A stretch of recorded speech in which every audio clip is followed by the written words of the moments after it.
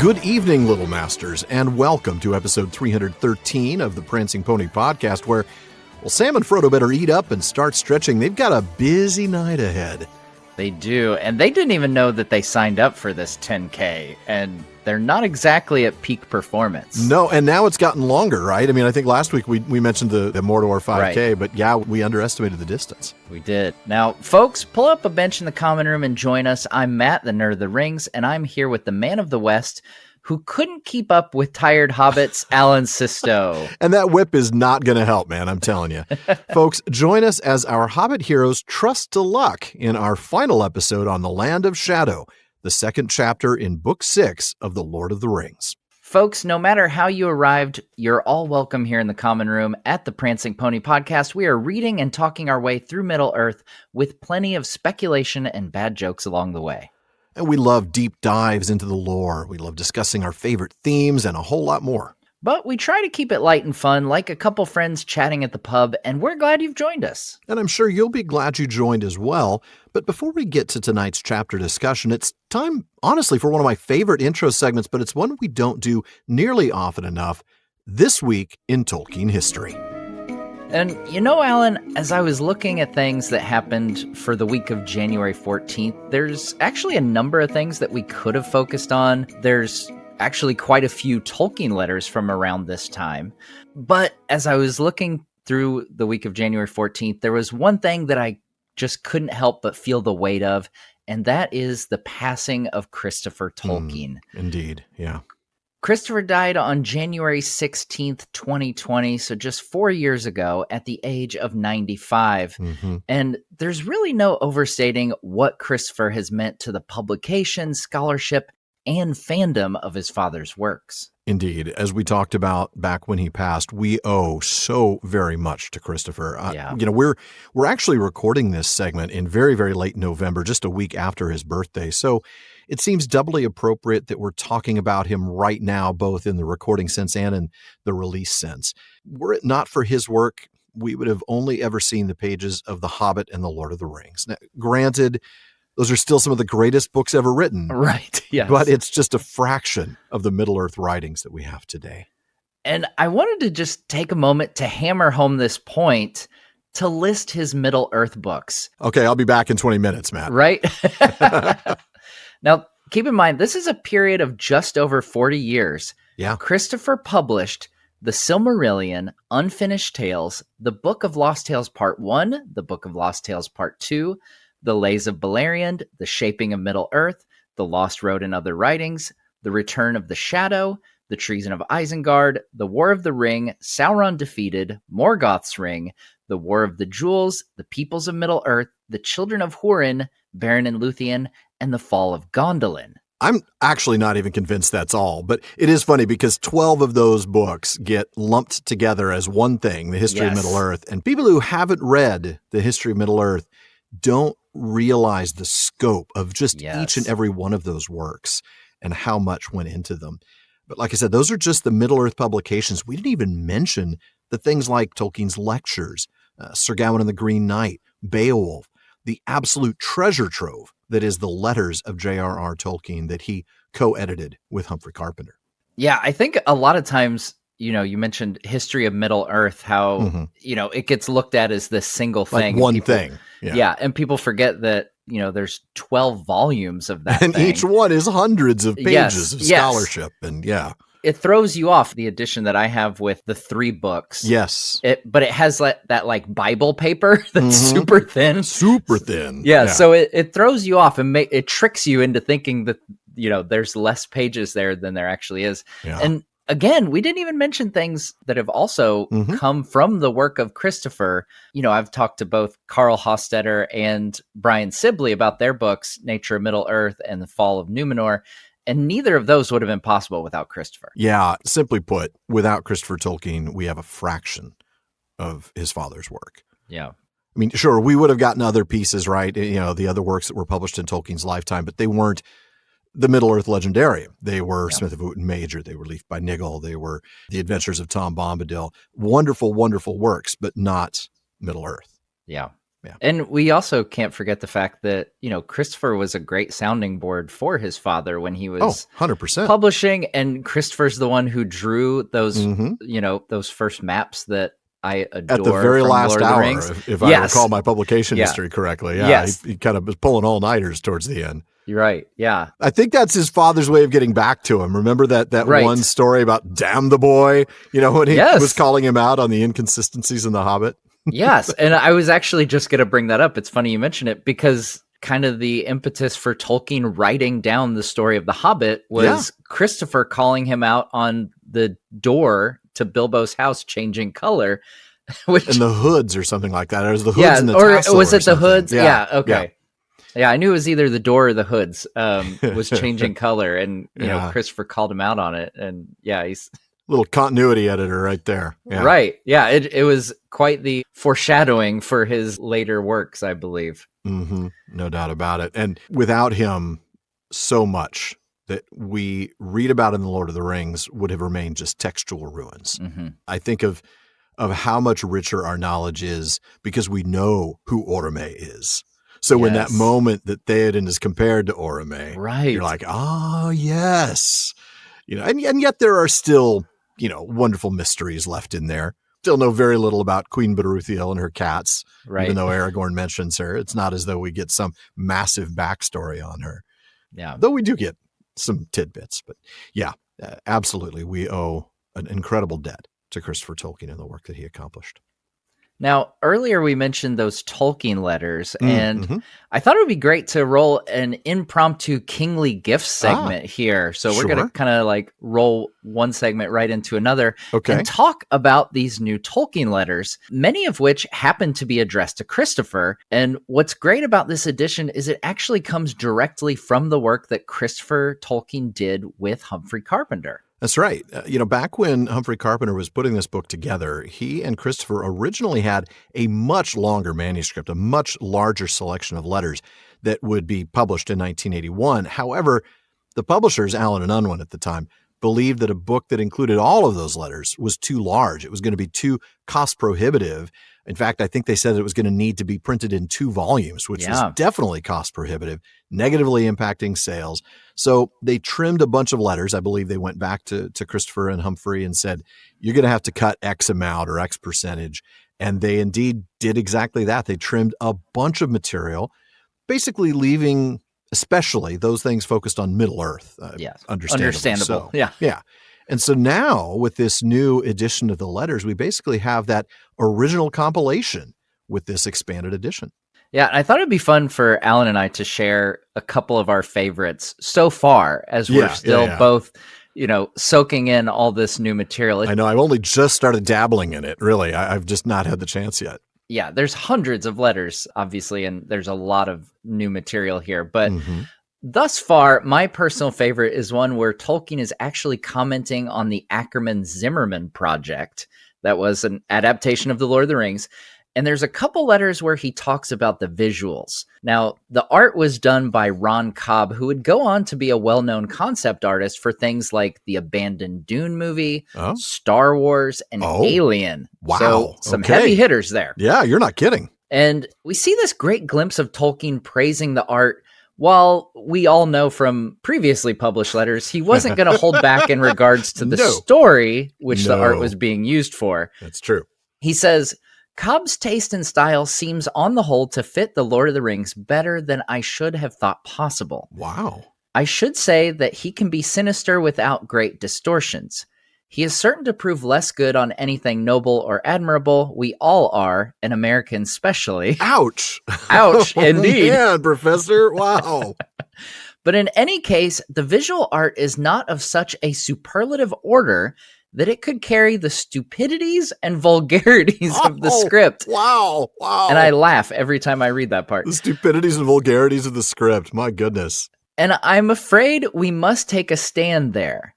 As you have very clearly indicated, either the scriptwriter must be humble and cooperative, or his visual colleagues must go unpublished. Oh, man. Well, here's the funny thing.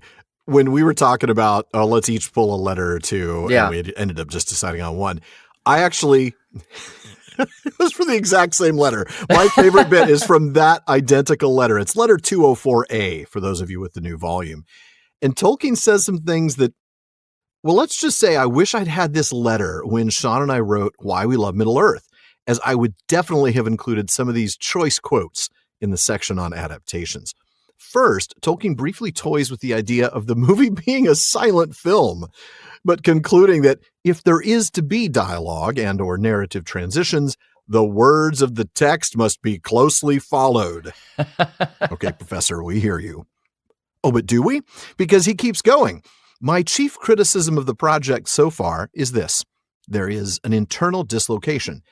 The chief and special talent of the group obviously lies and will lie in the scenic and pictorial. And there you go. He's obviously referencing Cobb's work again. Yeah. The scriptwriter, in this case Zimmerman, should consider this. On the contrary, he wants feverish action and simply cuts out parts in which climate and scenery are the chief interests, such as the ring goes south or the great river. Whereas the distant view and approach of the three sinister mountains or the unrolling of the Anduin would be just the things this group would do admirably. Wow. Like you pointed out, Ron Cobb had an eye for this. I got to say, I would love to see some of his concept art from this project. Yeah, I don't know if any of it exists. I know. Has it survived in any format? I don't know that it has. That would be really eye-opening, I bet, to see the work that Tolkien described in that way. It's sinister without great distortions, which is perfect for The Lord of the Rings. Yeah. Wow, that would be amazing. But I love what Tolkien wraps up with this in this letter. He has this general concern, and boy, does this speak to today. Grateful as I am, and should be, for the abundance of people who profess enjoyment of The Lord of the Rings, I wish that the commonest reaction of admirers was not the desire to tinker with it. Oh, my. And yet he follows up that statement immediately with this admission. However, a good deal of alteration is inevitable in a change of medium. And that brings me right back to letter 210, which we've cited on the show so many times. The canons of narrative art in any medium cannot be wholly different. And yet they are different to some extent. And I suppose we'll always argue in the fandom about just how different those canons of narrative art can be between the written book and the visual film. Yeah. Oh, man, that's such a great quote. Isn't it? Yeah. Oh, man. And it goes so well with the second quote there that you mentioned from letter 210. You know, it cannot be wholly different. Like there's a balance there, I think, is what the professor is getting at. And it's something that... And Zimmerman did not strike that balance. Right. Yes. Yes. With any adaptation that comes out, past, present, future, that's going to be the question. You know, it's going to be different from the books. It's going to be different from Tolkien's And Tolkien tales. Understood it would be. A good deal of alteration is inevitable in a change of medium. And I think that's something that people less familiar with the letters especially don't give him enough credit for, is that he understood that. He acknowledges that it's not going to be the exact same. But that's where I think that's where most of the fun, if we allow it to be debate, when it comes to adaptations is it too different? You know, do we cross that invisible line, you know, that you can maybe feel but not articulate? Yeah. I mean, that's the thing. You know, you go back to letter 210, and I know we call it the Shippey test, and that's because Tom Shippey did this wonderful talk way back in the day after the Jackson films were released. He's referencing letter 210, and when he cites this line from Tolkien, the canons of narrative art in any medium cannot be wholly different, he says, very well, Professor, but how different can they be? And that's a good question, man. Yeah. That's a brilliant question. How different can they be? And then, of course, you know, he goes on to quote letter 210, which is where Tolkien talks about the core of the original, that the tendency of bad films or bad adaptations is in exaggeration, is in adding new things. And those problems come from a lack of understanding where the core of the original lies. Yeah. And Tom Shippey says another brilliant piece, which is, very well, Professor, can you tell us what the core of the original is? You know, because some people are going to say, well, it's just the quest of the ring. That's the only thing that's the core of the original. And other people are going to list 15 different themes and a fidelity to every character's nature in the books and all of that being the core of the original. I don't know. I don't know the answer to that. But it is, as you said, a really fun debate if we allow it to stay that way. if we work at that. I love that you brought up Tom Shippey. One of my favorite things that he comments on the Jackson films as far as an error in the movies. I don't know if you know where I'm going with this, but I think I do. In his lecture, is it a birthday? It is. He mentions how Aragorn famously tells Éowyn that he is 87, and Dr. Shippey, he's 88 because he just had a birthday on March the 1st. Oh, man, I love Tom. I've got to get him back on the Prancing Pony podcast. That guy is brilliant and so entertaining just to listen to, just absolutely. Ask him a question, then sit back for an hour and let him talk. Yeah, I had him on talking about his new Beowulf book. And of course, we talked about Tolkien a good amount as well. And there was one time, in the interview, he asked, what should I talk about next? And I was basically like, whatever you want. I am just here to drink from the fountain of your knowledge. Seriously. I just got that copy of the Beowulf book, by the way. And I am so excited to dive in. Yeah. And I think I'm going to be reaching out. We'll see if maybe. No promises, listeners, but I am going to see if maybe he can join us later this season. Yeah. Now, it's worth noting, getting back to the Tolkien letters here, that there's actually far more Tolkien letters out there. Yes, there are. We're getting into the deepest of cuts of Tolkien knowledge in the fandom. There's a lot of people who don't know that Tolkien letters exist, but they're Lord of the Rings fans, which is cool. Yeah. But there's even people who have read Tolkien's letters that don't realize the magnitude of how many letters there are. And even those of us who realize the magnitude of how many there are can't read them. Right. Because we're not allowed to. There's that. There is published. That. Yes. We know of their existence, which makes it even worse, honestly. Sorry for the burden that we've just placed on people who would like to read them for us to spoil it and say you can't. Yeah. But fortunately, our friends over at TolkienGuide.com, they have an entire guide to Tolkien's letters with brief summaries of hundreds of other letters. I was told by Jeremy that they have hundreds yet to catalog. That's right. I've got to say, Alan, I'm really hoping that this new edition, the expanded revised edition of letters sells well. And who knows, maybe we get a volume 2 of entirely new letters someday. Oh, that would be fantastic. I would absolutely just drink that up. Right.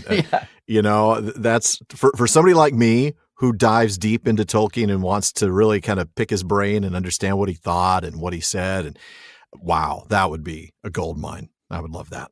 But in the meantime, in lieu of any volume 2 of letters, we'll have to enjoy diving not only into the new and expanded letters, but the good old pages of Middle-earth itself. Oh, absolutely. Alan, what say we get on with the episode and dive into the darkest depths of Mordor? Well, can we pick a better place, Matt? I mean... Nope, that's where we're at. That's where we're at. Fair enough. All right.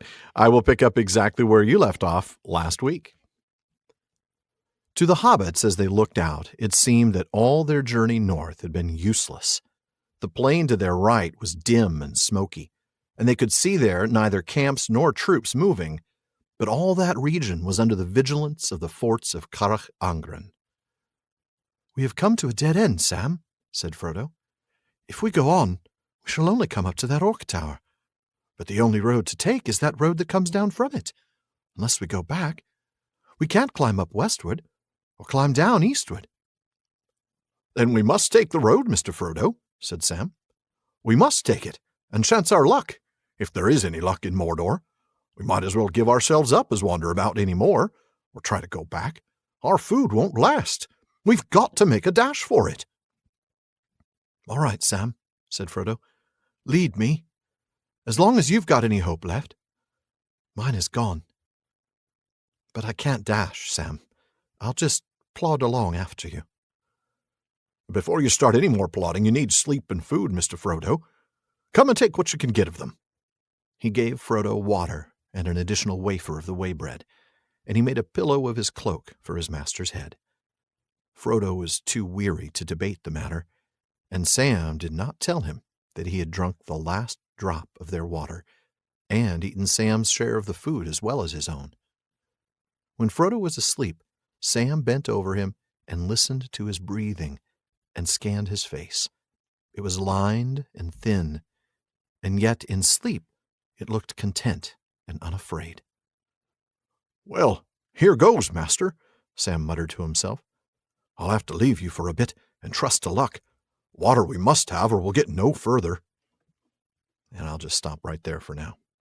All right. And picking up where we left off last week, the hobbits are looking north as their journey in this valley between the Morgai and the Ethel Duath comes to an end. Mm-hmm. And it's not looking great, admittedly.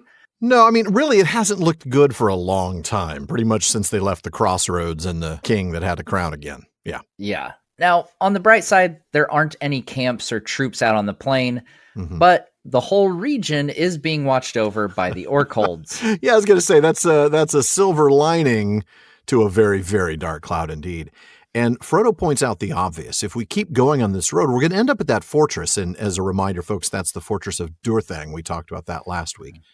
But the only road, Frodo points out, that we can take is the one that comes from there and heads down to the Gorgoroth. We can't climb up the Ethel Duath, and even if they could, why would they want to? That's the opposite direction that they need to go. And they can't go down the steep cliff faces that lead to the plain below. It's just too steep. It's not physically possible for them to do that. Then, as crazy as it sounds, Sam says that's what we have to do. We can't go back. We're running out of food. We have to get where we're going and soon. If that's the road we have to take, then that's the road we have to take. Yeah, they have to chance their luck if there is any, as they say, here in this dark land. That's an interesting line, if there is any. I want to maybe talk about that. Let's linger here for a minute. The role of fate and luck, which we've talked about a lot through The Hobbit and through The Lord of the Rings, and obviously even through the Silmarillion. Even in a place like Mordor, we might even say even in a place like Thangorodrim, we're going to see some luck and some chance and some fate, whatever you want to call it, in many spots. But let's talk a little bit about that. What makes luck harder to come by in Mordor, or is it harder to come by in Mordor? I don't know. I kind of look at it as Sam just hammering home the point that Mordor is just a miserable place. It's so bad, there's not even luck here. Luck can't even be found in Mordor because it is. If it wasn't so for disappointment, evil. I wouldn't have any appointments. Exactly. Yeah. Yes. Or if it wasn't for bad luck. Although, as we've seen, they've had some pretty good luck. That's the thing. They really have had some good luck, right? I mean, you think about the fact that just going all the way back to the beginning of their time in Mordor, when Sam thinks Frodo's dead. No, Frodo's not dead. If he had known that Frodo wasn't dead, would he have had the courage to take the ring from Frodo, knowing that Frodo's still alive? Or would he have stayed with him until he wakes up? Oh, in which case they're all doomed because the orcs have gotten them. Yeah, that's true. Yeah. Okay, what about the fact that he started singing? This is more fate, but the fact that he started singing in the tower and Frodo heard him and he was able to hear the return of Frodo's voice singing in response, just faintly, just enough for him to think, I think that was Frodo's voice. And then, of course, he heard the orc instead. But again, little interventions, little bits and pieces of things that look like fate. And I think that's the other thing is we need to be really clear here. The two. Yeah. Yeah. I don't know that there is a distinction. I don't think there is. Not in Middle Earth. Right. Yeah. I mean, I think what we see as luck, it all goes back to what Gandalf says in talking about the quest of Erebor, all thanks to a chance meeting. Yes. No, there was no such thing. He knows it when he says it, right? Right. There is no such thing as a chance meeting. It's sort of like the ring didn't just happen to try to, get away from Gollum. We could talk about the ring's will of its own. I don't necessarily think that it has Sauron's will, but it has some sort of motivating factor. It leaves him, but then, fate intervenes and Bilbo finds. I mean, there's so much involved that all comes back to that concept that we've talked about from the very beginning of the show, Spibimi, right? Shall prove but mine instrument. This idea of Iluvatar working all these things to whatever it is the music has determined. Right. And I think that's the deal. Sam might curse his luck, but it's all part of what was supposed to happen. Yeah. I mean, how many times the Spibimi line, is obviously directed at Melkor. Yeah. But we see Sauron carry on that legacy. Oh, absolutely. How many times does he do something that on its surface is going to work out really well for him and does the exact opposite? Exactly. I mean, how many times do we see the weather? He casts this dark pall, this heavy cloud, and it's supposed to be this thing that helps him. And instead it ends up helping the Rohirrim. Right. Get their way, sneak their way up into the lines and get ready to charge. Or it enables Sam and Frodo to be able to sneak around undetected. There's all sorts of things that Sauron does for his own benefit that actually work against him. Mm-hmm. Yeah. And that's the thing. Sam, chance our luck if there is any. To suggest that there isn't any is to suggest that there's no power greater than Sauron in the universe. And part of it might be just, Sam knows that they've had some good luck. It's like, well, I'm not going to dare. Run out. I can't count. Yeah, I can't count on there being more. And that part's true, right? I mean, because a lot of these little things are sort of mini eucatastrophes. And the whole thing about a eucatastrophe is it's unlooked for. It's a sort of miraculous intervention that cannot be counted to happen again, right? Yeah. And that's certainly what's going on here. Yeah. Now, we see Frodo's willing to follow Sam on this, but he's totally out of hope for now. Oh, yeah. And it brings about the question, is this despair or is it just hopelessness? That's a good question. It sounds like it's just straight up hopelessness. I don't think he's despairing quite yet. I think he might get there before the end of this journey, but kind of landed on this idea that zero hope is not the presence of despair, that zero hope is sort of this midline between plus 10, which is hope, and minus 10, which is despair. You might be a little despairing at minus 1 or 2. You might have a tiny bit of hope. If Frodo's at a 0, he's at a 0. That doesn't mean he's in despair. It just means he doesn't have hope left. Yeah. It's a great way to look at it. Yeah. It took us a little while because I think we did start out sort of seeing hope and despair as the absence of hope is the presence of despair. Right. And it was a really sort of simplistic view. And we sort of worked our way to this idea that, maybe one can have a lack of hope without a presence of despair. Yeah. And we see that really, really strongly in everything that surrounds Minas Tirith in the last book, where Éomer is certainly without hope after he sees the black sails. But that's different from the despair that overtakes Denethor. Yes. Yeah.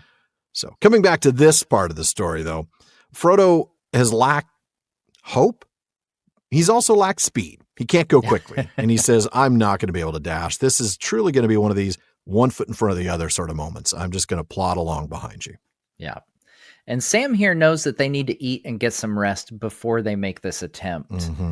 So he gives Frodo water and extra limbus and turns his cloak into a pillow to help Frodo sleep. That's right. Now, it turns out that what Sam gave Frodo was actually the very last of their water, as well as the share of Sam's food.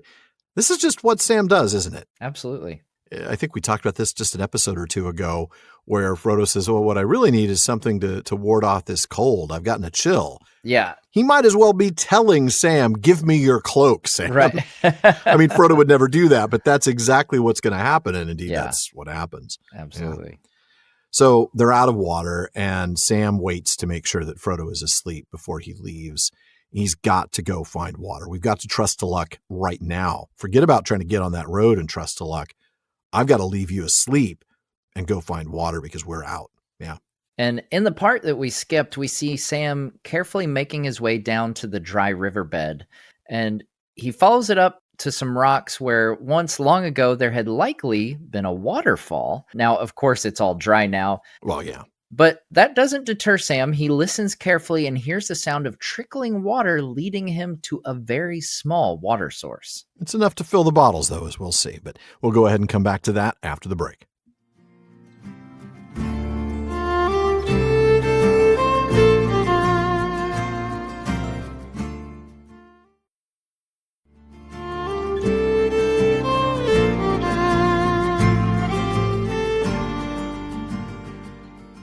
We'll get back to Sam just in time to spot an unfriendly face. But first, we want to remind you that there's a lot more talk going on at the Prancing Pony podcast than just us. The PPP has an amazing listener community. They're always coming up with great questions and discussions across all our social media spaces. Check out our common room on Facebook, our dedicated subreddit, Twitter, and more.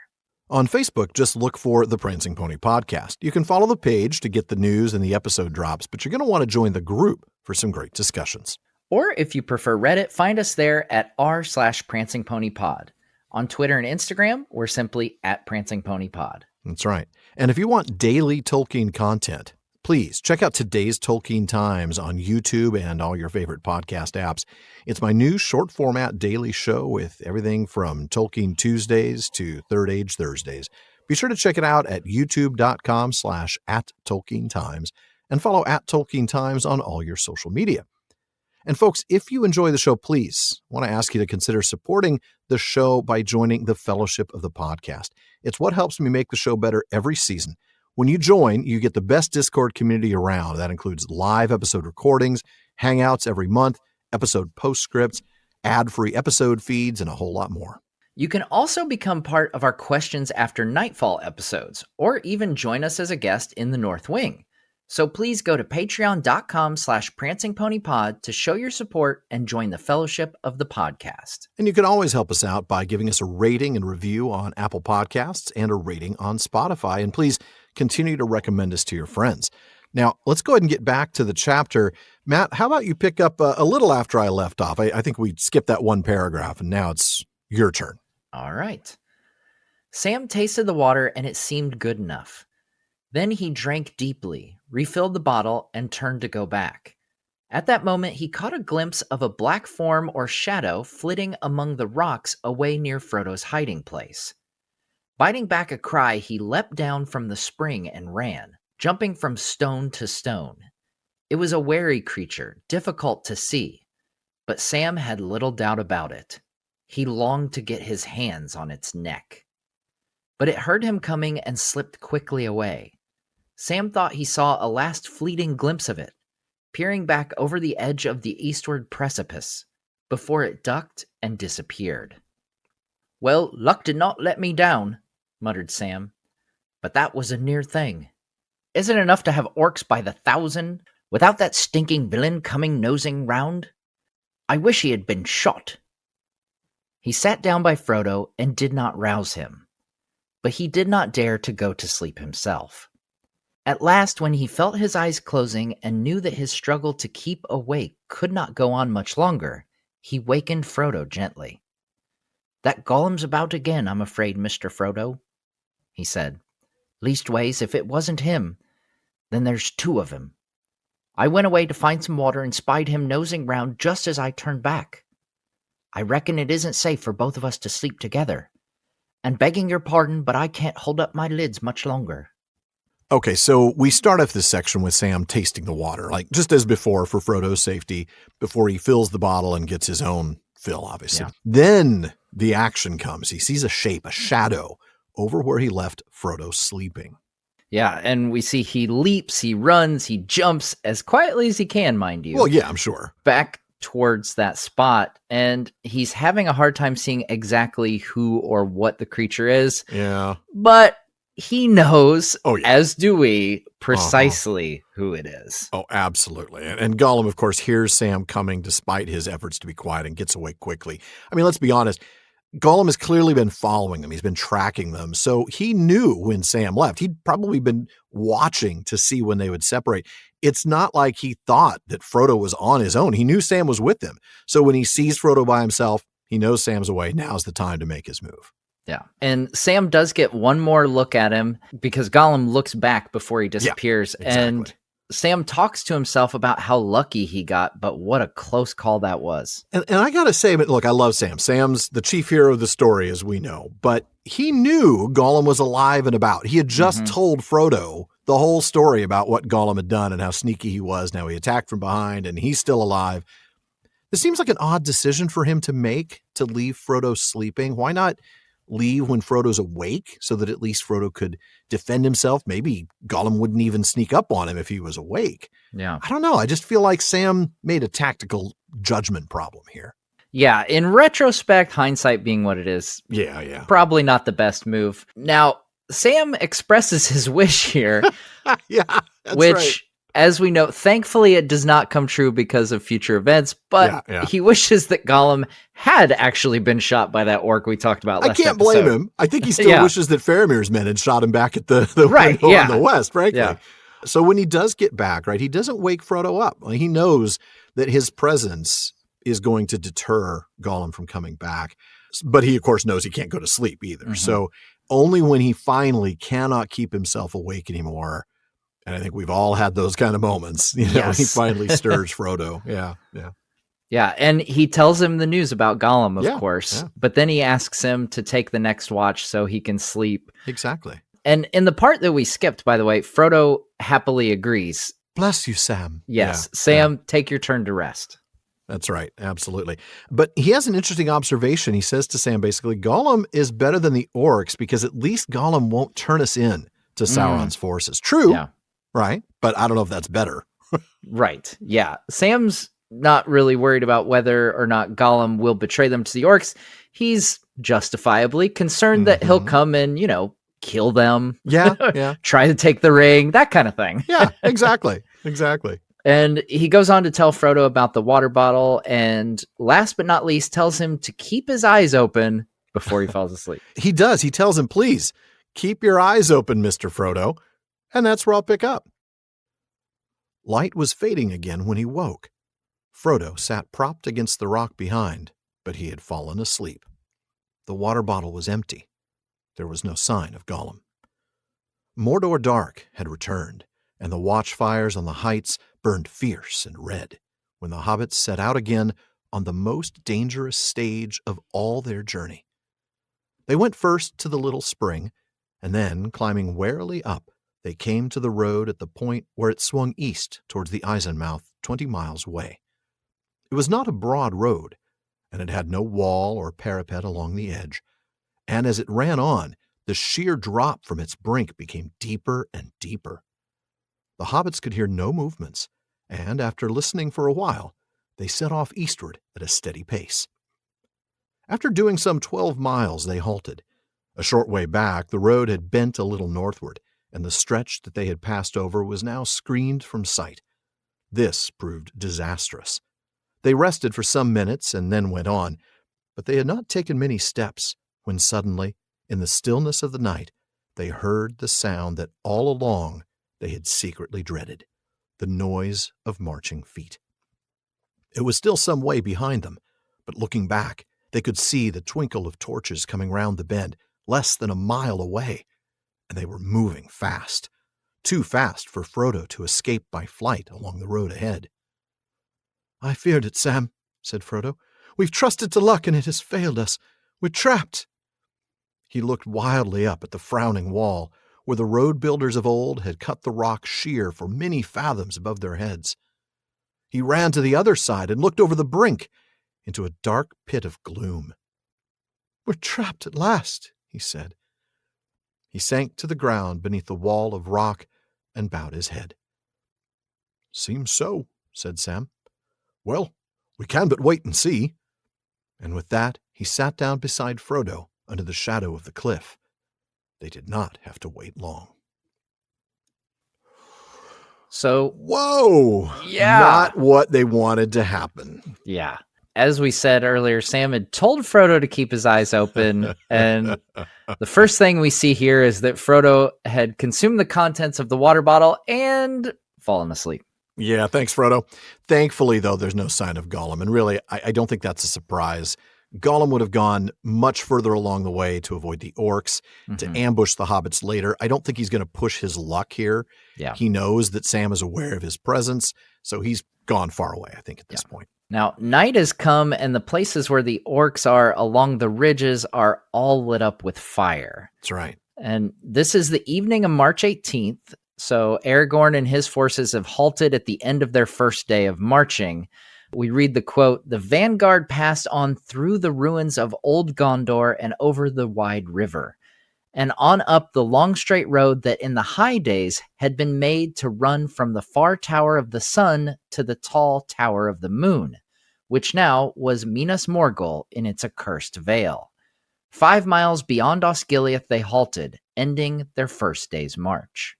Man, as the crow flies, it's just not that far, is it? Yeah, no, it's really not. I mean, really. And now Frodo and Sam are starting what the text says is the most dangerous stage of their entire journey. Yeah. Even if we take it as given that they mean the most dangerous stage so far, right? Let's just forget about what's coming up and say this is the most dangerous stage so far. Not the Barrows, not Weathertop, not Moria, not the Dead Marshes, not even Shelob's Lair. This stage of their trip. Yeah. Everything else has been a cakewalk. I don't know what you're talking about. Those other things. Shelob's Lair was non-factor. not a big deal at all. Non-factor. I mean, really, I don't know what your problem was. So dangerous, right? That's the point here. It comes up quickly, right? The danger doesn't take more than a couple paragraphs to arrive. And it's not the kind of terribly threatening danger that we think of when we think of like Shelob, or we think of the Barrow Wights or things like that, or the Balrog and Moria. But it is very dangerous. Let's make that very clear. So first they go back to where Sam filled up their water bottle. And obviously the text doesn't tell us, but clearly they would have drunk their fill and then topped off that bottle. And from here, they climb up carefully to the road right at the point where it heads east toward the Carach Angren. You know, I could have had you just say Eisenmouth, but I wanted to make you say Carach Angren. You wanted me to say it, and I got it on the first try. So yeah, good job, man. In your face. First try, says the guy who had it edited. How many times? No, I'm just kidding. That was the first try. Plenty of times. Yes, that was the first try. Yes. This time. Good job. Now, it's a narrow road with no wall separating them from the steep drop off the cliff. Yeah, clearly safety standards are not the same in Mordor. I mean, there is no OSHA here. No handrails, no. So they wait and they listen. They hear nothing, so they head east. Now, the text tells us they'd gone 12 miles. That is no small distance. They've been on this road for a while, especially given that Frodo can't move very quickly, right? I mean, if he's plodding along, this is maybe 4 hours of a journey at that point. They stop for a bit, and this is another bit about the distances that required some fine-tuning from Tolkien, didn't it?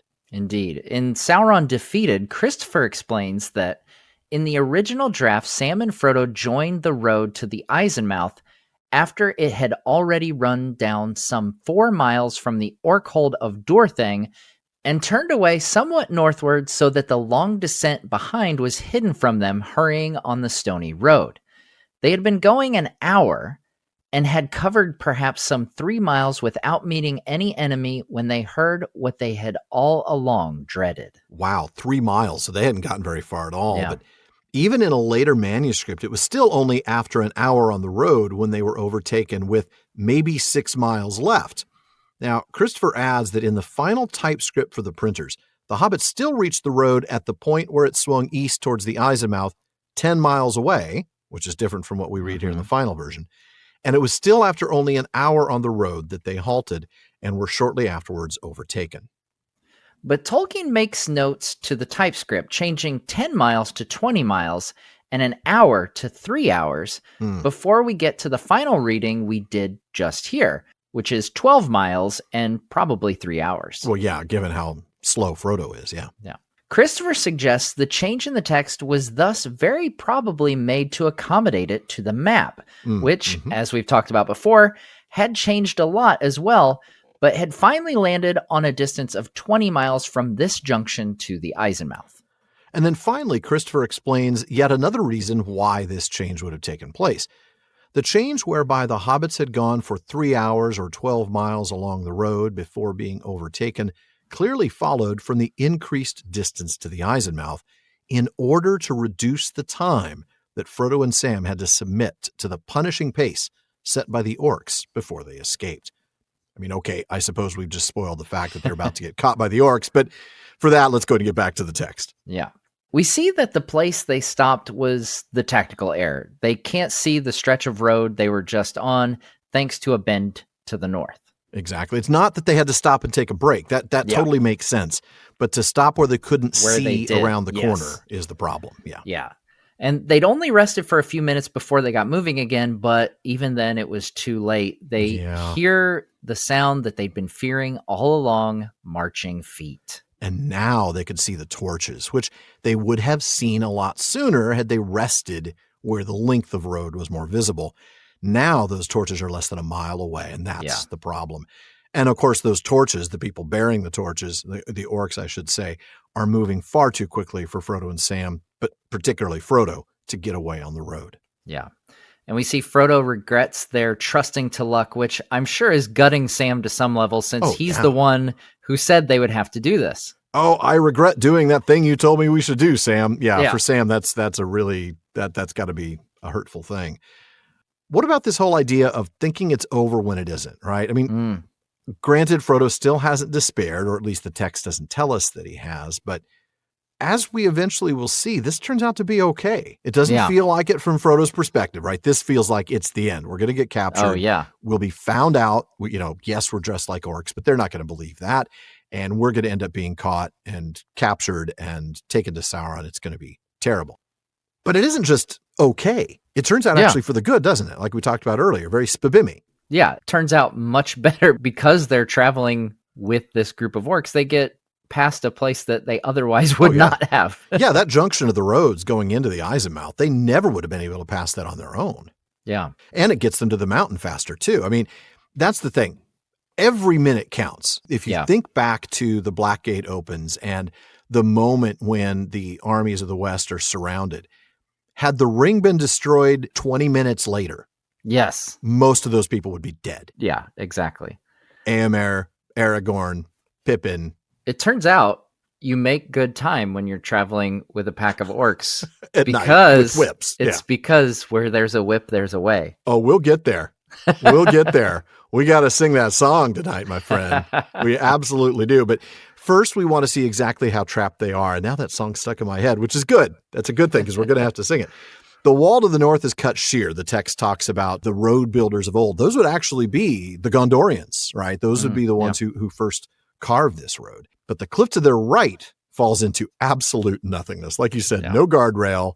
OSHA's not here. Mm-hmm. There's not going to be any workman's comp claims here because you're just dead.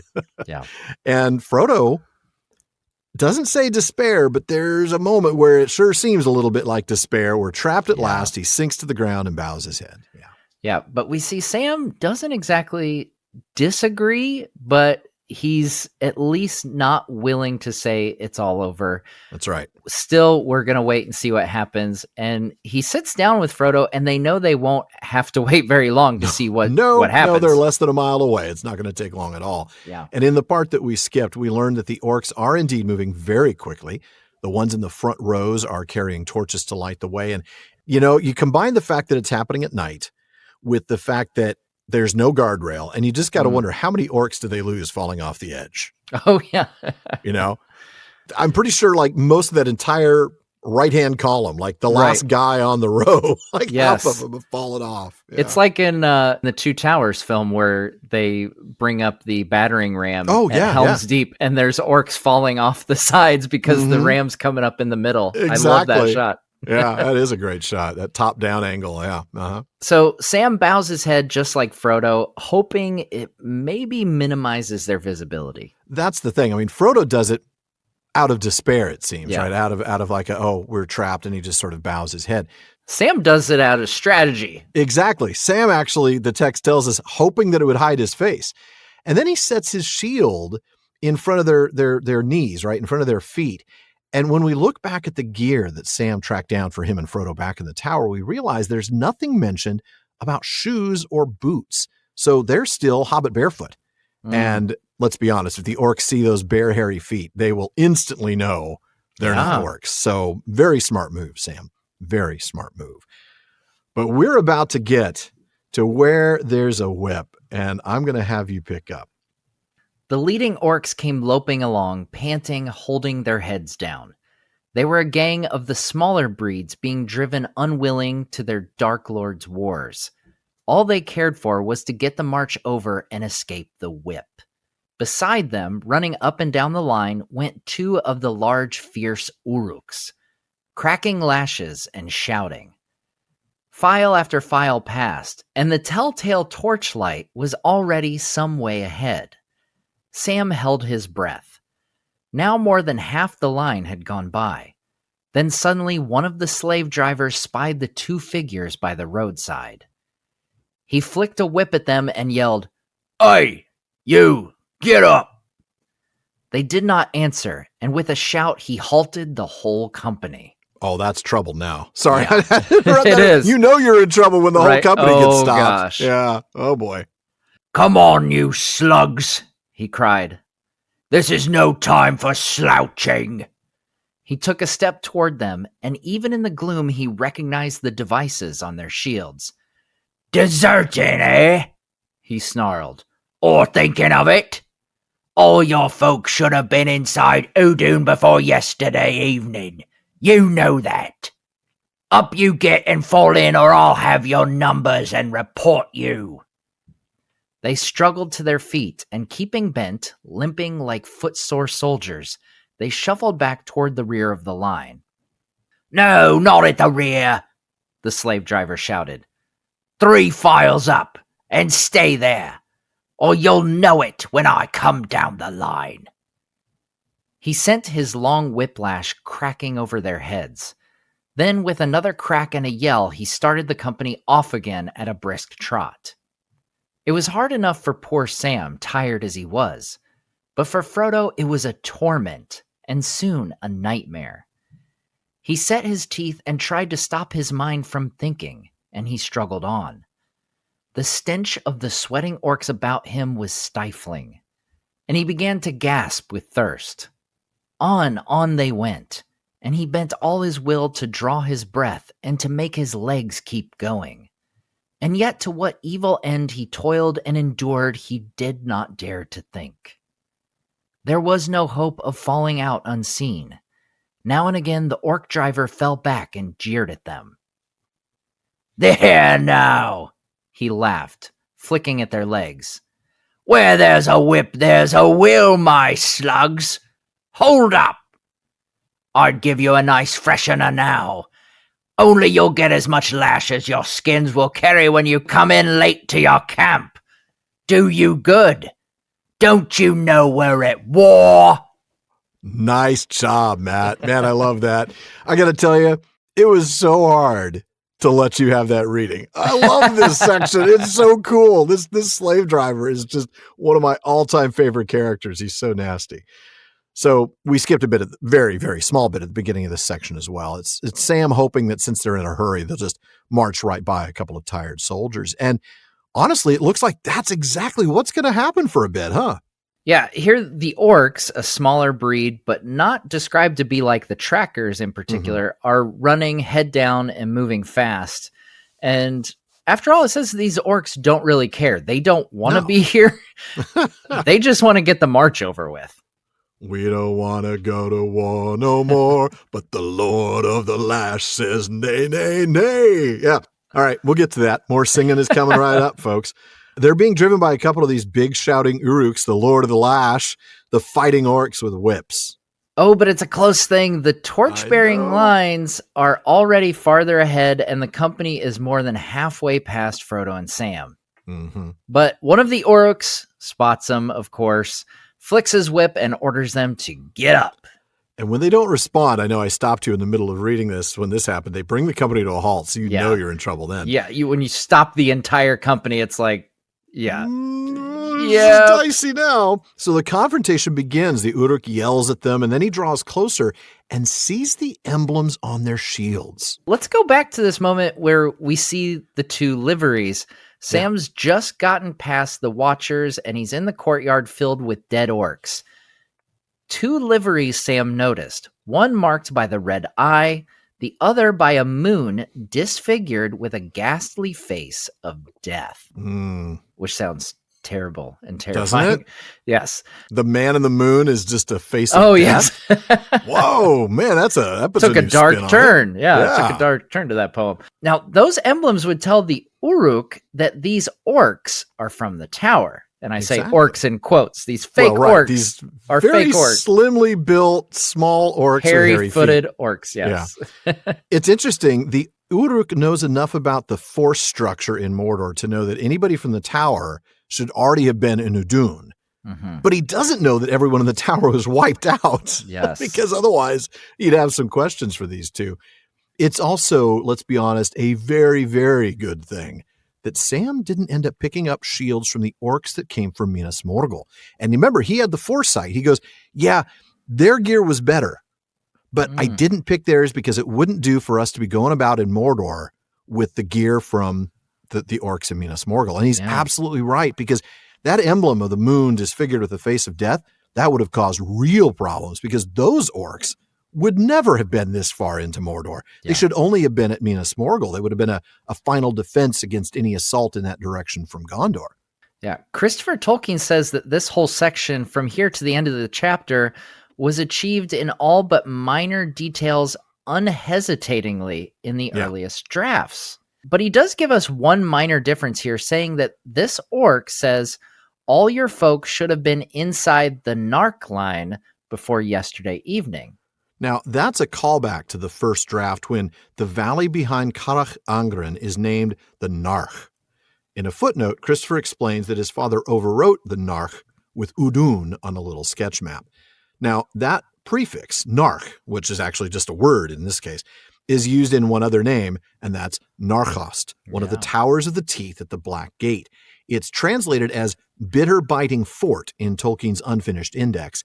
And though the element narch isn't defined, there is a similar element, narcha, in the etymologies, and that means to rend. So that certainly fits. Yeah. Now, back to the text, the Uruk forces the hobbits to get up. Yeah. And interestingly here, it's not, or I'll beat you to death, or I'll whip you till you bleed. It's, or I'll have your numbers and report you. Seriously. I'm going to tell on you. Exactly. These orcs are real tattletales. They are. I know. I go back to the guy who was going to tell on the Sniffler there, right? Yeah. You know, I'm gonna report you to one of the Nazgul. They clearly have a chain of command, though, that the Uruk thinks these orcs would fear far more than mere physical violence. Yeah. And obviously that chain of command does eventually include a Nazgul, which I'm sure.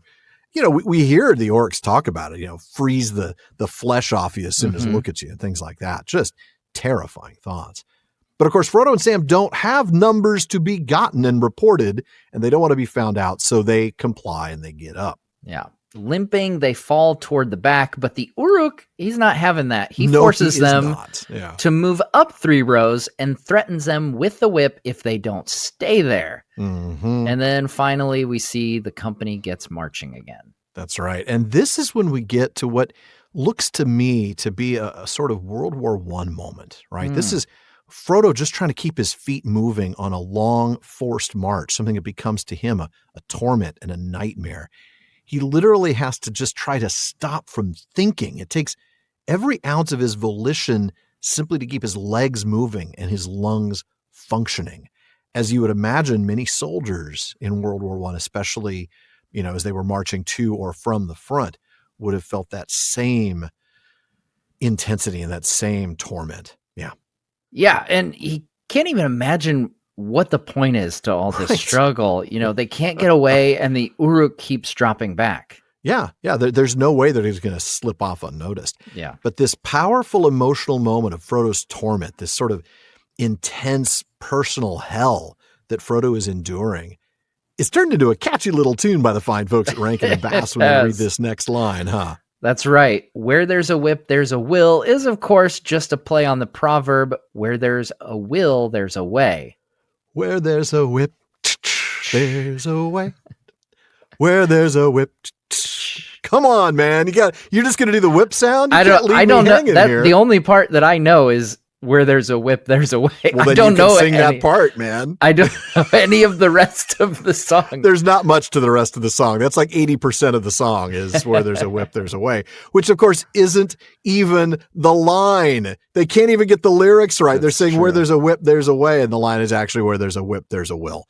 But I get it, because given that whip causes will and will causes way, ergo whip causes way, and hence you get the cheesy song in the movie. That's right. Now, the Uruk here actually lets them off a bit, knowing that they'll catch more lashings when they get to their camp in Udun. And fortunately for our Hobbit heroes, that will not happen. Oh, that is a very good thing that won't happen.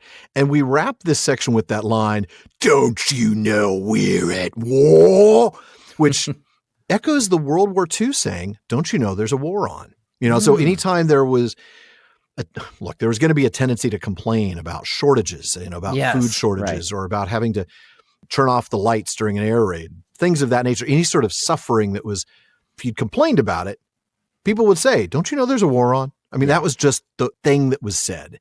And it does sort of echo that, "Don't you know we're at war?" Yeah. Yeah. In the draft, he adds a bit more, actually, saying, if the elvish folk get the best of it, they won't treat you so kindly. Huh. And of course they would, but not if they were actually orcs. Well, yeah, that's true. That is absolutely true. They would treat Frodo and Sam wonderfully well, but yes. Yeah. Amazingly well. Yes. Compared to what they're you are doing heroes. Here. But yeah. One wonders if they would even notice, like they just come through and start scything down all the orcs. Oh my gosh, yeah. Poor Frodo would say, Whoops. wait a minute, don't. It's too late. Yeah. We're led to believe happened with Merry and Pippin. In their forced march with orcs. Yeah. Yes. Yeah. Exactly. Well, with that, let's get to the last reading of the night. Alan, you want to do the honors? Yeah, it's the last reading of the chapter, actually. Yeah. That's right. They had gone some miles, and the road was at last running down a long slope into the plain, when Frodo's strength began to give out, and his will wavered. He lurched and stumbled. Desperately, Sam tried to help him and hold him up, though he felt that he could himself hardly stay the pace much longer. At any moment now, he knew that the end would come. His master would faint or fall, and all would be discovered, and their bitter efforts be in vain. I'll have that big slave-driving devil anyway, he thought. Then just as he was putting his hand to the hilt of his sword, there came an unexpected relief. They were out on the plain now and drawing near the entrance to Udun.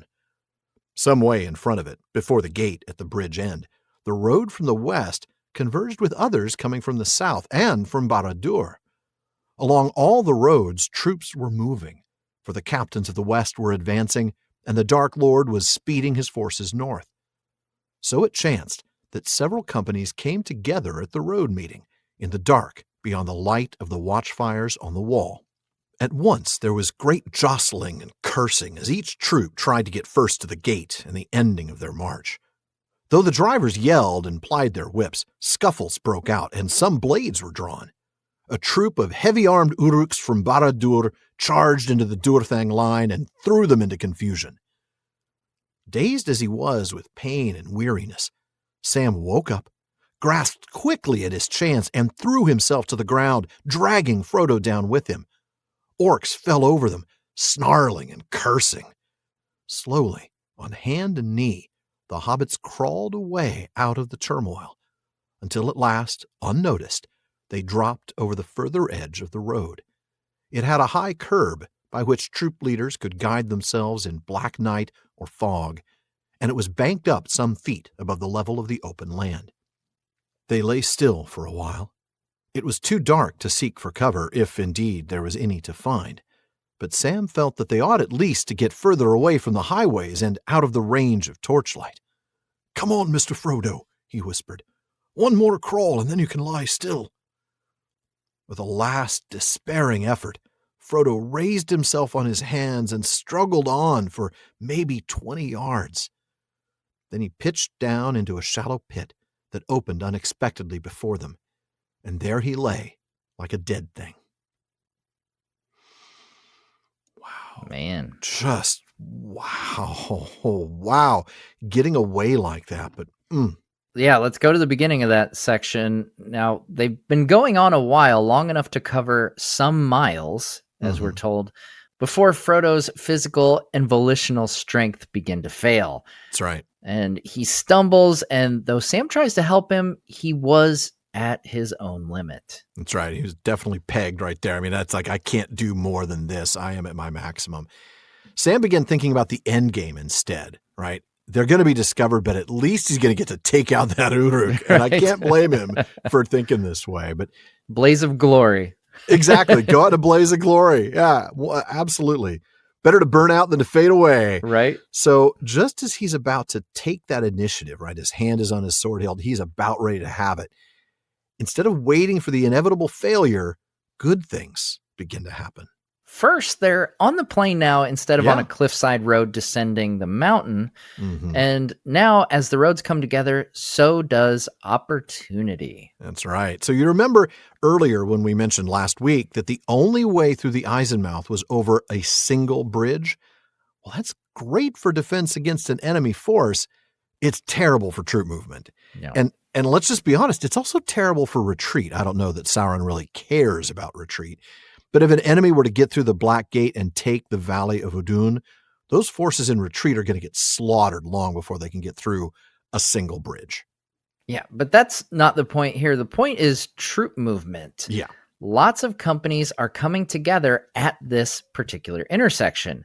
And it's dark. Most orcs prefer that, after all. Yeah, that's true. Because this is right here at the bridge, we're also farther away from those watchfires. That makes sense, right? I mean, the bridge is going to be such a heavily watched junction. You don't need to have watchfires overlooking there. You have the watchfires at more remote locations. So with that scene set, here's what happens whenever this many orcs come together. Fighting. Yes. I mean, it's just, you get this many orcs in the space, and that's what's going to happen. And so then you have this bunch of serious elite troops. These are Uruks from Barad-dûr itself. These are the creme de la creme. These are the Navy SEALs of the orc forces. And every Navy SEAL is going to hunt me down now for making that analogy. They charge into this line of troops that Frodo and Sam are in, and they break the ranks. Of course, they throw them into confusion. Yeah. Now, Sam, we see, is briefly dazed, but he recognizes this opportunity for what it is and drops to the ground, pulling Frodo with him. Yeah, yanks him down. That's right. Yeah. And orcs trip all over him, but so what? Everyone's confused at what's happening and eager to either fight or just get onto the bridge. Yeah, get this march over with. So Sam and Frodo crawl slowly out of the fray. I mean, slowly, just, hands and knees, crawling slowly until they can drop over the edge of the road. And this time, the road actually has a curb, and it's a fairly tall curb. It's intended to help guide the troops in darkness or inclement weather so they don't get lost. Yeah, so it's the closest thing to a guardrail that you get in Mordor. Yeah. So, and more importantly, it's a place where they can actually lay hidden for a little bit. That's right. Yeah. Now, it's dark, very dark, but not dark enough for Sam, who wants to get more out of range of the road and any torches that might be being carried along the road. Yeah. And he encourages Frodo to make one more crawl, which he does. Man, I'm thinking about Frodo at this point, right? I think the reason Sam pulls him down is Frodo's on autopilot. He can't think of anything. He's already had to stop himself from thinking. He's literally using every ounce of his will to just breathe and keep his function. Legs moving. Yes. So that's one thing. And now you get Frodo, who's just barely hanging on to his consciousness at this point. I mean, he's beyond exhaustion. He makes it 20 yards. Now, I got to tell you, I'm picturing myself on a football field, but I'm picturing on my hands and knees exhausted in the dark. 20 yards is a long way to make it on your hands and knees in the dark with orcs around. They find a shallow pit, or they actually, I shouldn't say find it, they just come upon it. It's there. It opens up before them. And Frodo collapses. The text says he lay there like a dead thing. Now, time-wise, guys, it's now the pre-dawn hours of March 19th. So Aragorn and company come to the Morgul Vale around this time. Then they broke the evil bridge and set red flames in the noisome fields and departed. And then, of course, they also left a force of archers familiar with Ithilien at the crossroads in case a force came out of Morgul before the main force headed north. Wow. Yeah. Just wow. But I want to talk, before we move on into the rest of the episode, I want to talk about how this completely worked for their advantage. We mentioned it earlier, right? But here's the thing. We know that they went 12 miles before they were caught. Yep. And we know that it's 20 miles from the junction of that road to the Eyes-Mouth. So they covered 8 miles during this forced march, which they would not otherwise have been able to cover at speed.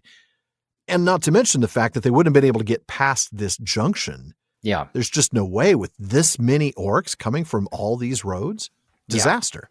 Yeah. It just proves that where there's a whip, there is, in fact, you're going to keep hanging your hat on that. Like, I mean, my goodness, it's true. It pushes Frodo to the brink, beyond the brink, however you want to, it pushes him past a breaking point, really. Sam obviously would never force Frodo to go to this point of exhaustion. Of course not. But you have the very practical benefit that you mentioned as well, where how would they have gotten past this junction, this busy junction of orcs constantly coming and going, if they weren't disguised as them and within their ranks? Exactly. And very much embedded in a unit. Yeah. I mean, 2 orcs on their own would have been confronted for sure. Yeah. And it kind of reminds one of Merry and Pippin had their own forced march captured by orcs. And without that, they would not have met Treebeard, which is an encounter that leads directly to the destruction of Isengard. Absolutely. Yeah, and here, I mean, it's not quite the same, right? It's not as though they meet some character that totally changes the story, but the capture of Frodo and Sam leads to them being able to pass this spot and get to the cracks of doom in time. I keep coming back to that because it's so important. The timing, yes. Yeah, the timing is crucial. 5 more minutes, 10 more minutes, and those forces would have been just utterly annihilated. They were outnumbered 10-1. Yeah. They were going to be crushed. Yeah. I keep thinking of poor Pippin trapped under that troll. Like, oh my goodness. How long could he have lasted trapped? Would he have suffocated eventually under that troll? Yes, he would have. Yes, he would have. And yeah, thankfully, Frodo and Sam did make it to the cracks of doom when they did. But like 15, 20 minutes, 30 minutes, an hour, 2 hours, 3 hours later, forget it. Yeah. Yeah, it's all over but the crying. So Frodo pitched down into a shallow pit that opened unexpectedly before them, and there he lay like a dead thing, right next to a very oddly placed mailbag of all things in this pit in Mordor. What does Barliman have for us tonight, Matt? We have a really fun speculative question tonight. Zach V points out that in books 2 and 3, it seems to be heavily implied that Gwaihir witnessed the Battle of Amon Hen, Hill of the Chicken. He calls it. Well, because we called it that. That's what you called it. Yeah, okay. Yeah, he gets extra points for that right there. Okay. So extra points for Zach V here. He goes on to point out that both Legolas and Aragorn see him circling above just prior to the battle, and we later learn that he tells Gandalf of Merry and Pippin's capture by the orcs. I'm curious what you think was going through Gwaihir's mind as he witnessed the capture of Merry and Pippin, the escape of Frodo and Sam, and the death of Boromir. Do you think he considered intervening in the battle himself, and what stopped him? Do you think he would have intervened if Frodo had been captured instead, or if Boromir had successfully taken the ring from him? That is an interesting set of questions. Let's first take a look at the evidence that Zach points out. Make sure that he's reading it right. Make sure we understand it. So first, in the chapter of the Great River, we read that Aragorn saw a dark spot against the fading light. A great bird, high and far off, now wheeling, now flying on slowly southwards. "What is that, Legolas?" he asked, pointing to the northern sky. "Is it, as I think, an eagle?" "Yes," said Legolas. "It is an eagle, a hunting eagle. I wonder what that forebodes. It is far from the mountains." But this was on day 8 of their journey from Lothlorien. This was February 23rd. They would be attacked that night as they went through Sarn Gebir. The battle that would take place after the breaking of the Fellowship wouldn't actually happen for another 3 days. So I'm not sure that I would have thought that could be Gwaihir, or at least that it couldn't be proven to be Gwaihir, but it turns out I'd be wrong if I thought that wasn't Gwaihir, because when we get to the White Rider, Gandalf says to Legolas when he's asked to give news of the hobbits, "I did not know of their captivity until the eagle told me." "The eagle," said Legolas. "I have seen an eagle high and far off. The last time was 4 days ago, above the Emyn Muil." "Yes," said Gandalf. "That was Gwaihir the Windlord who rescued me from Orthanc. I sent him before me to watch the river and gather tidings." Now, the 4 days ago that Legolas is mentioning here is February 27th. It's the day after the breaking of the Fellowship, but that's only the last time that Legolas saw him. Given the timing of Gandalf's request, Gwaihir bore him to Lothlorien on February 17th from the mountains where he'd been returned naked after he died fighting the Balrog. We really don't have any reason to think that this wasn't Gwaihir. Yeah. But we have to mention that there's nothing to say that Gwaihir spotted all that Zach suggests here. True. Gandalf's only bit of intelligence from the eagle is that Merry and Pippin have been captured, and he could have spotted that when the orcs were running off with them. Yeah. Gandalf is surprised to learn that Sam has gone with Frodo after all, so that's a bit of knowledge that the eagle did not have. Right. And it's clear from his reaction to Aragorn's telling of Boromir's story that he didn't know about that either. Oh, yeah, it's a good point. So yeah. We see Gwaihir knew about Merry and Pippin's captivity, but did not know about Boromir's death or Sam going with Frodo. Unless he's keeping secrets from Gandalf, which doesn't make any which sense. Seems unlikely, yes. Yeah. So did he even know about Frodo's escape? Would he have seen if Boromir had been successful in taking the ring from Frodo? Yeah. It does make one invisible, after all.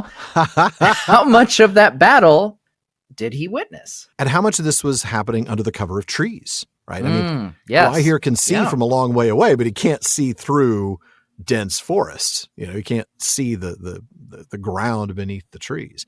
So I don't know. I think you brought up a couple of good points. The fact is that Gwaihir clearly doesn't know that Sam went with Frodo. Mm-hmm. Maybe he doesn't even know that Frodo's left at all. He doesn't know that Boromir died. So that means he didn't see that part of the battle. So it doesn't necessarily follow that he saw Merry and Pippin captured. He only knows that Merry and Pippin are being taken away. He didn't see the moment of their capture necessarily. So I don't know. I mean, it's a good question. Had he seen that? I don't know. Yeah. It's an interesting question, the what ifs here. Right. I mean, that's the thing. We could poke holes in it and say, oh, he didn't see this. That's fine. Yeah, and that's a valid answer. But what if he did, right? But if it's fun, it's fun. It's fun to go down Zach's train of thought here and say, what if he did see XYZ happen? I can see him now flying down on Boromir, taking the ring back. No, I don't think he does. Right. Of course, it's fun to look at it and think like, oh, yes, Gwaihir would become Middle-earth winged Rambo and just like take over the situation. I see him now all pumped and just like wearing an ammo belt. And no. I mean, here's the thing. He knows that Merry and Pippin are captured. Mm-hmm. He knows how important they are. He knows who they are, what they mean to Gandalf. He could easily, on his own, rescue Merry and Pippin pretty easily. Probably, those orcs aren't going to be able to put up much of a fight against Gwaihir. Yeah. I mean, maybe if there's archers. I guess if there's a bunch of archers, that's true. Could be hesitant. But I mean, for all he knows, if Gwaihir knew about the ring period, then could he know that that's not a ring bearer down there? Like how would he know? Right? How would he know whether they have the ring or not? Yeah. So would he know that they're super Unless important? Gandalf told him specifically it's Frodo, and Frodo is wearing the green shirt. Yes, right. Yeah. Oh, I see a blue and a yellow shirt. That must not be Frodo. No, that's the thing. It's like those two little blobs, they look different than all those big dark blobs. Right. So, yeah. They're not wearing name tags that Gwaihir can see from elevation. Hello, my name is Merry. So I don't know. I have to think that he doesn't intervene because that is sort of the default status. Mm-hmm. Yeah. It's one thing to gather intelligence for Gandalf, who has earned their respect. Yes. Right? Yeah. But it's something else entirely to intervene, which is very much against the mission statement, as it were, of the Eagles. And I think, I think that a lot of the knowledge here comes from what Gandalf knows, not necessarily from what Gwaihir knows. So Gwaihir can tell Gandalf, I saw these two little creatures with, being taken off across Rohan, towards Isengard. Toward Isengard with a bunch of orcs. And Gandalf can get from that, like, oh, okay, so that's how Merry and Pippin got here. Yeah. And I know it was Merry and Pippin because Treebeard has already told me that he's running into Merry and Pippin. Yeah. So I think these are pieces coming together, not necessarily that like Gwaihir has all this knowledge or, would be able to pick up on what's happening in these situations playing out. Only because he doesn't have the whole picture to begin with. Exactly. He doesn't necessarily know all of these details. Yeah. But even if he did know, he would just grab the ring and fly it himself, clearly. Clearly he would. He would just pick up the ring, take it from Boromir's hands, since Boromir stole it from Frodo, and fly it directly to the mountain. Or just pick up Boromir and throw drop him Boromir and the ring in. One does not simply fall into Mordor. Well, folks, thankfully, that wraps it up for another episode of the Prancing Pony Podcast. But please join us again next week when we begin making our slow and miserable way to Mount Doom, and a moment that I genuinely thought might never get here on the podcast, the destruction of the One Ring. Wow. Man. This is years in the making. Yeah, years in the making here. Now, folks, Alan and I want to thank the members of Team PPP, editor Jordan Rannells, Barlaman Becca Davis, social media manager Casey Hilsey, event and Patreon community coordinator Katie McKenna, graphic artist Megan Collins, and website guru Phil Dean. And please take a minute to check out the prancingponypodcast.com. That's where you're going to find show notes, outtakes, Prancing Pony ponderings, and our online storefront, where you can get PPP merch including chapter-specific artwork from Megan. Please take a moment to visit our library page. The Prancing Pony podcast has always been about the books, so if you're interested in a book we've mentioned on the show, you'll find a link for it in our library. We get a small amount of compensation when you make your purchase, and we thank you for that. Indeed we do, and we also want to thank our patrons at the Kierdan's contribution tier. I'm going to start with Demay in Alaska, Chad in Texas, Lance in New Jersey, Paul in Colorado, Jerry in Texas, Joseph in Michigan, Kathy from North Carolina, Carlos in California, Brian in the UK, Ned from Connecticut, Jerry from Washington, Joe in Washington, Erwin from the Netherlands, Ben in Minnesota, Anthony in Texas, Karen in the UK, and Zaksu in Illinois. There's also Sarah in New Jersey, Joshua in Massachusetts, Lucy in Texas, Erica in Texas, Carson in Oklahoma, Keith in Alabama, Vivian in California, James in Massachusetts, Anne in Kentucky, Sean in New Jersey, Mason in California, Maureen from Massachusetts, Christiana from Ohio, John from Japan, Olivia in London, Jackson in Tennessee, and Robert in Arizona. Thank you all so very much for your support. Indeed, thank you very, very much. Make sure you don't miss any episodes of the Prancing Pony podcast. Subscribe now through Spotify, Apple Podcasts, Amazon Music, or your favorite podcast app. And one last thing as always, don't forget to send your thoughts, comments, and well, most of all, how you motivate yourself to run a 10K, but not if it involves whips. I do not want to hear that story. To barliman@theprancingponypodcast.com. And if you want your voice literally heard, well, just send us audio of your question. Visit podinbox.com/prancingponypod and record your question for us. Please be sure to still email the question to Barliman, though. Even though Barliman's been a lot more reliable lately, there's still a lot of mail to sort through. We'll try to get to you just as soon as we're able. As always, though, this has been far too short a time to spend among such excellent and admirable listeners. But until next time. This is the end. We are going. We are leaving now.